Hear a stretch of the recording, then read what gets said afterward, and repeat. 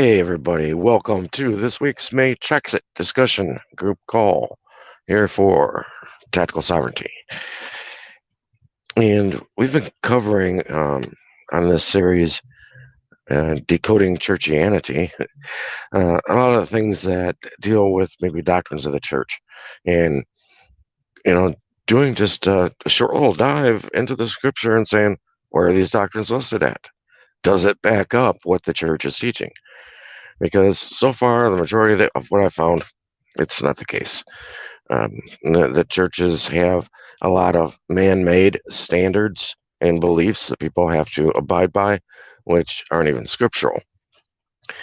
And one of the things that I found really when starting to research legal things and research that realm, having come from a Christian background, having gone to a Christian school all my life, never went to public school, probably spent at least 6 days, if not 7 days a week in the church. There was a lot of things within that was somewhat confusing to me. But when I went and started studying the law, all of a sudden, little light bulbs started going off. And I was like, oh, that's what this scripture is referring to, or that is where this idea came from. Well, it was from scripture and some of the older writings, whether it was the Septuagint of the Greek or the Vulgate from the Latin, because those existed long before today's King James Bible was around. That Bible came around, the authorized version, in 1611. Before that, I think, was the Great Bible or the Geneva Bible. So these writings, what that I want to point out, aren't something new. They're not a new concoction of man. A lot of these go way back. You can find things from the New Testament that are in the Nag Hammadi scriptures, and you can find things like what I'm going to cover tonight regarding your rights that are even found in the Book of the Dead.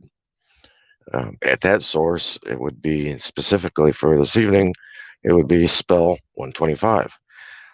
And this is in reference to the Ten Commandments. You hear a lot of people say, oh, I know my constitutional rights, or I know my God-given rights, But if you ask them to point those out, they most often fall short. For starters, as far as really regarding the Constitution goes, you don't have any rights within the Constitution. You may find those within the Bill of Rights, which were amendments added later on in 1791, a couple years after the ratification of the Constitution. Or if you're even looking at the claim of the God-given rights that people have. I've always found that one interesting because I hear a lot of people say it and talk about it, but nobody can point to the source of those.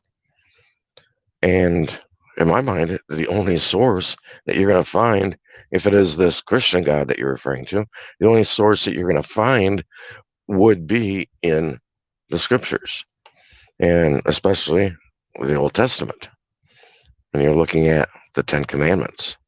And people need to realize, though, that when you're looking at law, I've said this many times, when you're looking at laws and reading law, you have to read it forwards and backwards. You have to read it inside out. You can't look at it from just one angle because there's many angles to it. A law might be referencing something that someone is supposed to do or is not supposed to do. But on the flip side, there's also people that would look at it who have maybe committed that offense. And so they're going to be looking at it a little bit differently. But we also have to look at not just what law says, but what it doesn't say. Most often, what is not said is just as powerful and useful, if not more so, than what really is in the text. So in doing that and practicing that, looking at the Ten Commandments, I would say that would be your source if you want to talk about your God-given rights, because they're very, very basic. I don't think it really matters what type of religion or Buddha, whatever, that somebody may be from. I don't think anybody would disagree with any of these. And they all have one common thread also on kind of a third angle that runs through them all. But I believe I've only heard maybe one man or woman reference this other angle, this third angle to them. So let's look at them briefly. 8 out of the 10 are going to be thou shalt nots. That's what I call it. And in those, it is that you're to have no gods before me, no graven images. Don't take the name of the Lord in vain, which doesn't mean swearing. Um, that means using him or his position to uphold what you want to believe in or something that you want to stand in. So, yeah, cussing or something like that, that's not part of taking the Lord's name in vain. I mean, as well with these thou shalt nots, like I said, there's 8 of those. 2 of these are things that you are to do. Number 4 would be remember the Sabbath day and keep it holy. Number 5 would be honor thy father and mother. I think with those 2 thou shalls, the things you are to do, even if those 2 things were followed, or even just alone, if honoring your mother and father was followed, it would eliminate a whole lot of problems in people's life.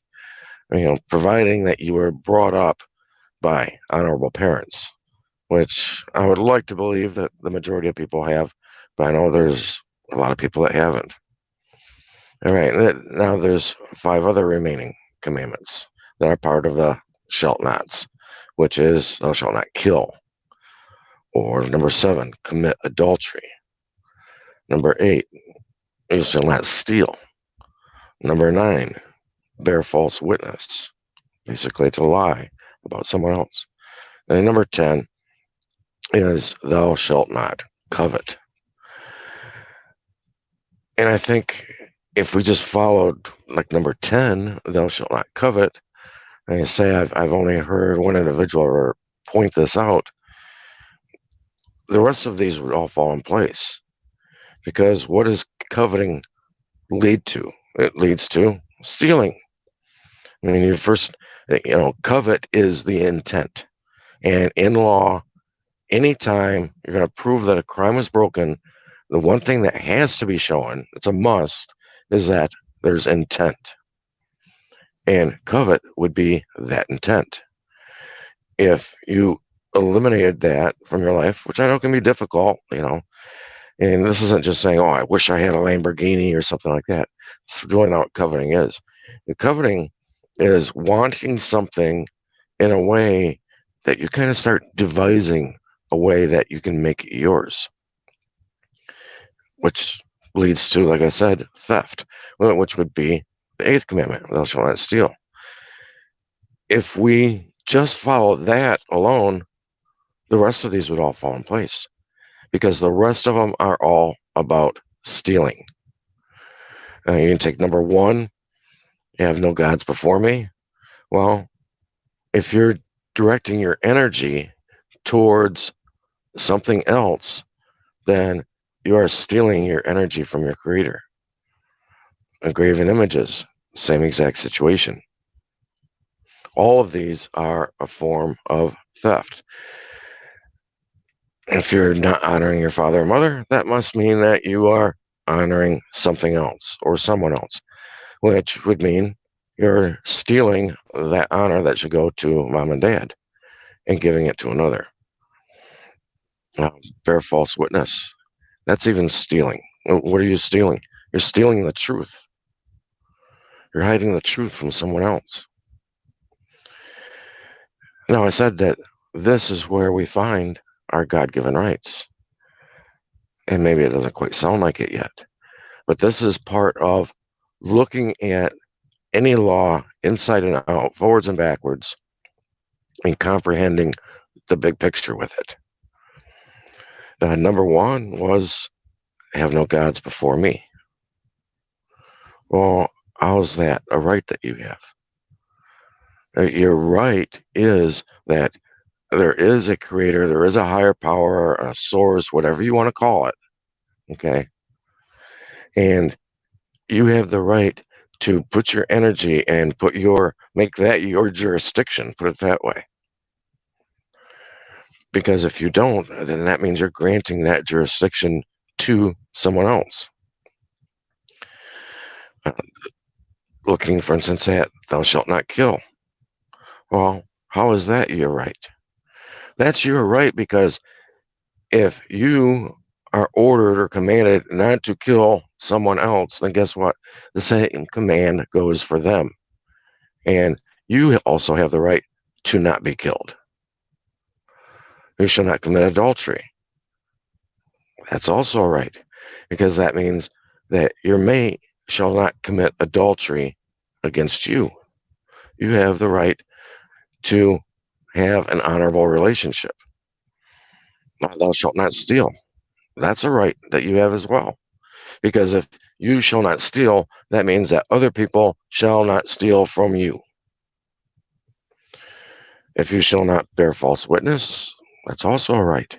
Because that means other people are not to be bearing false witness against you. You have the right to have the truth told. Same thing, like I said, with steal and the command of thou shalt not covet.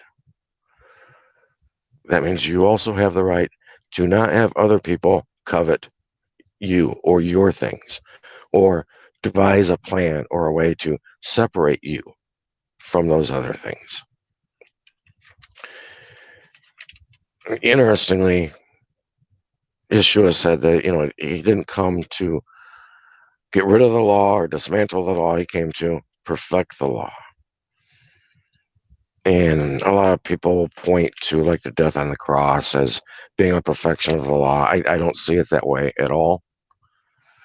I think what he did in his commands was kind of a mirror to your rights or the commandments in the Ten Commandments. Because Yeshua gave basically two. These were the greatest of the laws, that if you love him, you will keep his commandments. Well, if you don't keep his commandments, if you don't exercise the rights given to you and exercise those rights that other people have as well, then he's saying, you obviously don't love me. You don't care about me. And if you don't care about him, why should he care about you? He said, at the same time, he said, all of these laws from the prophets hang on these two commandments. Second of which was to love your brother as yourself. And it's kind of like the golden rule, don't do something to somebody else that you don't want done unto you. It's the same idea. But even if those two commands were followed, you could wash like the Ten Commandments away if you wanted, because you would be following all 10 of those commandments if those two commands from Yeshua were given and obeyed and followed. And that is one, that you shall love me and keep my commandments if you love me. Two is to love your brother as yourself. This is all very simple. And for people that don't necessarily like following scripture, to me, that this isn't just a modern writing. You can find this information in older texts. Like I said, the Book of the Dead in Spell 125, it covers these as well. It might not lay them out 1 through 10, In fact, there's 42 of them in the Book of the Dead. Things that you're supposed to disavow in order to get to paradise. Say that I did not commit these things. I'm not guilty of these things. And very likely that could have been where part of the Ten Commandments came from, whether or not you want to believe that they were given to Moshe up on a hill, because they come from roughly the same period of time. The Book of the Dead is claimed to have come around between the 16th and the 13th century BC. Now, the Ten Commandments also are claimed to have come around anywhere from between the 16th century and the 8th century BC, which to me is pretty wide span of time. It should have been able to be narrowed down a little easier. The most it's really been narrowed down to, I think, was that there was the Ten Commandments written on scrolls that were found, and those scrolls were dated to the 1st century AD. But they obviously came from much older texts. It was written on parchment paper, which is animal skin. When you see parchment, I think a lot of people might think of like that thin paper that's in the Bible. No, parchment paper was actually animal skin because it lasted longer. So these ideas come from much older texts. It's nothing new. But keep in mind, whenever you're reading law, whenever you see that you're not supposed to do something, on the flip side, others are not supposed to commit that same crime against you. When we start reading laws that way and read everything that way, kind of inside out, forwards and backwards, to get a bigger picture, we start seeing and having a fuller idea of what's being conveyed and what's being shown.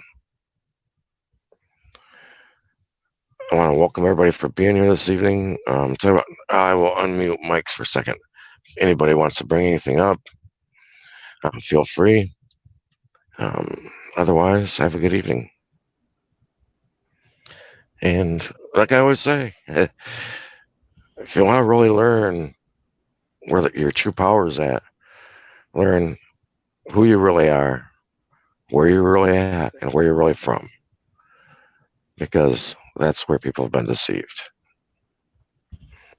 Good night, folks. Thanks, Brian. Thanks, Ed.